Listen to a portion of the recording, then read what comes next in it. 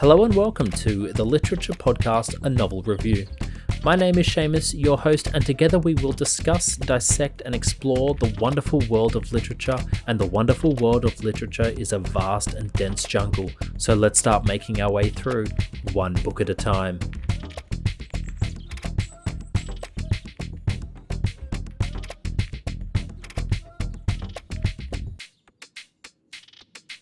Hello, good day, and welcome to the beginning of another episode of A Novel Review, a podcast exploring the wonderful world of literature. My name is Seamus and I am your host, and for today's episode, we are boarding the Orient Express. But before I leap from the platform into this book, I always take a moment to reflect on any mantelpiece moments, something to highlight from the week past, and this week a great one. I saw Oppenheimer by Christopher Nolan. I did not do the whole Barbie Barbenheimer thing. That's not to say I won't see Barbie. It's still very much on the cards, but just Oppenheimer today, and I had a great time. In short, it is a fantastic film. It's truly a major feat of storytelling when you take the life of a scientist and turn it into a thrilling 3-hour biopic. And look, that's not to talk the Oppenheimer story down at all, but I would say as a whole that this story is less explosive, which is ironic, than Nolan's other films because it's following the story that led to the atomic bomb and the after effects from that moment. But it is still, it's so engrossing. It's still so thrilling. I particularly love how Mr. Nolan has played with this idea, similar to what he explored in Batman, of society needing something from someone they don't like. If you can cast your minds back to the Heath Ledger's Joker, and he says to Batman that they will cast him out like a leper when they are done with him, which they do essentially in Batman, and it's very similar idea that they do it in this film as well. So, I love that idea. I like to see it unfold and how it plays out. I love its exploration. The cinematography was great. The editing is class. The acting was beautiful. So, all in all, a great film. Housekeeping, as always, all the scripts from the episode are available on my website, just in case you know of anyone who has a hearing impairment who might get a kick out of a written version of the pod, so head along. They are all free for use for all to enjoy. Also, the episodes are on YouTube with closed captions, if that's more your cup of tea.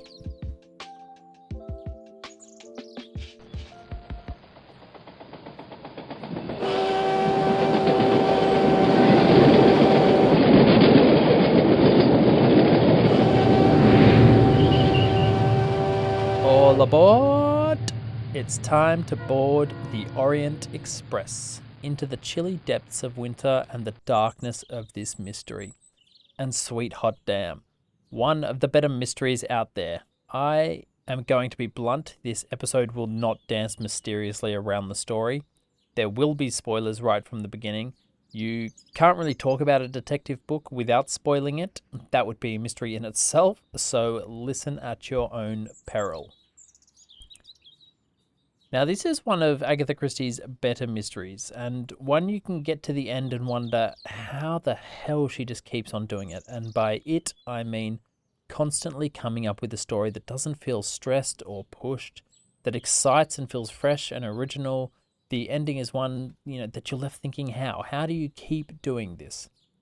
That being said, though, this is the second time I read the book, and it's almost better a second time, while still knowing the outcome, because you get to fully grasp the nuance, the brilliance, the finesse of Agatha at work.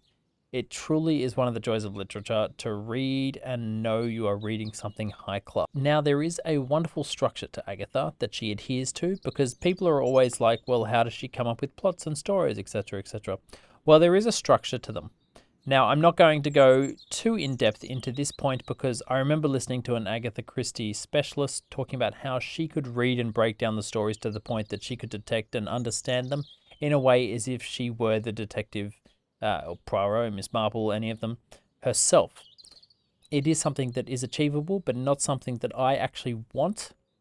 I enjoy the carefree ignorance that I place upon it all. But the point of this was, one of the great things she always employs is a vacuum of a world. Strangers that are always thrust together through circumstance and chance. That is why this story is so good and so popular. There is nothing chance about this. Usually a band of characters that all seem shady in some way, but often are all herrings to the truth of the murder. But what if everyone is in on it, actively working to conceal a narrative from the detective Poirot? The plot is simple, they always are. Poirot boards a train, and while on the train, someone is murdered. The task seems simple. Interview the passengers to find out who committed the murder, but Poirot struggles because everything is not as it seems. That is a basic overview of the story. A typical Agatha trope is that the characters are usually upper-class individuals or those involved in upper-class lives, such as the nanny, and normally the upper-class citizens are quite distinct in some way, whether that be personality or job-based. This novel is no different, with there being the likes of a doctor, a colonel, a Russian princess, but of course, most shockingly, a murderer amongst what could be considered these fine individuals. Though of course, they aren't really fine individuals. In Richard Marsh's novel The Beetle, it is said that in the book of every man's life, there is a page which he would wish to keep turned down. Whereas Oscar Wilde said, every saint has a past and every sinner has a future. And somehow that is a better overview and insight of the story that I could have ever hoped to produce. That encapsulates both sides of the story so well, the real truth of the situation and what is going on here. This of course refers back to the point I made about how normally the people have pages they want to remain turned down, but often these pages are individualistic in the sense that they are not central to the murder of the story, and in fact are just red herrings that Poirot has to understand and navigate to get to the base truth of the situation. But that, of course, is not the case in this story. Now, I'm going to read you a little passage because Agatha's writing style is so wonderfully fluid and easy that genuinely helps with these kind of stories, because the story has to be complex, of course. That is what everyone wants in a mystery thriller, but the unsung hero is the writing style, because if it is too dense, you will confuse the reader as they get caught up in the wordiness of it all. And then, of course, if it is too simplistic, it will feel a bit simple, maybe even stupid, which can detract from the seriousness or darkness of the mystery itself. So here is a quote to demonstrate this. At that moment the door opened and the concierge came towards them. He looked concerned and apologetic. "It's extraordinary, monsieur," he said to Poirot. "There is not one first-class sleeping berth to be had on the train." "Comment?" cried Monsieur Bouc. "At this time of year? Ah, without a doubt there is some party of journalists or politicians."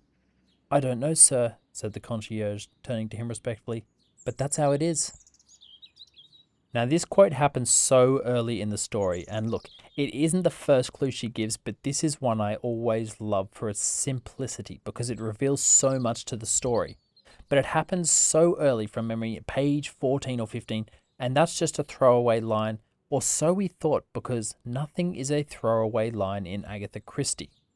And in case you're wondering what I'm talking about, it's the fact that there is not one first-class sleeping berth to be had on the train, to which Monsieur Bouc replies, "At this time of year, being the middle of January," which, again, is just a throwaway line, but it's not.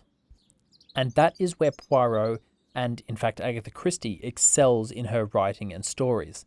She has such awareness and attention to detail that she is firing from page one. But not only this, one of the things I love about Poirot and Agatha is the attention to the human psyche. Poirot says, "But I know human nature, my friend, and I tell you that, suddenly confronted with the possibility of being tried for murder, the most innocent person will lose his head and do the most absurd things." The novel progresses quite quickly, actually, but it doesn't feel rushed. When we get to the stage of having to question the passengers, a chapter is set for each passenger, and so the chapter is entitled The Interrogation of X. X, of course, being where we insert the name of whoever is being interrogated. What this does is it gives everyone a lovely set amount of screen time, I guess you could call it, or book time, and we get a lovely long interrogation into each individual. The masterful thing about it is you, as the reader, are a fly on the wall to everything that is said, and therefore the case really does unfold under your eyes, and you can piece it together if you have the attention to detail to place the facts.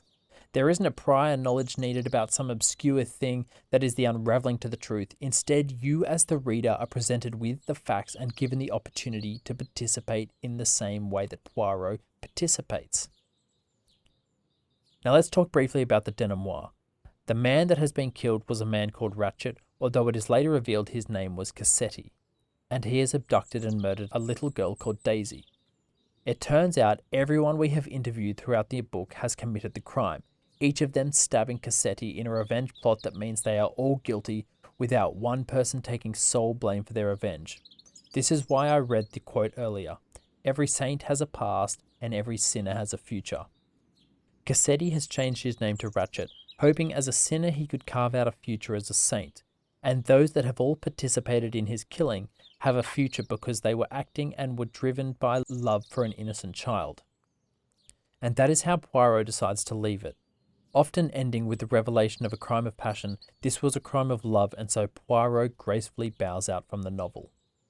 Agatha Christie's books are always short, around 200-page mark, but always manage to elicit a wonderful depth that leave you shaking your head thinking, how?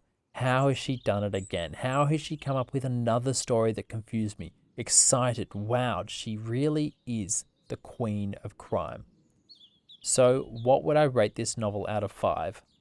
One of the better detective novels out there and a thrilling read. I'm going to say a 4.5 out of 5. Now, just finally before I move on, after rereading this, I went and watched the latest iteration of Remake, the Kenneth Branagh film. I remember watching it for the first time and enjoying it, but watching it a second time after having just read the book, my god, broken record incoming. The film adds in this unnecessary drama to the whole thing and skips so much of the nuance that the novel elicits. The novel is, unsurprisingly, miles better than what the film portrays.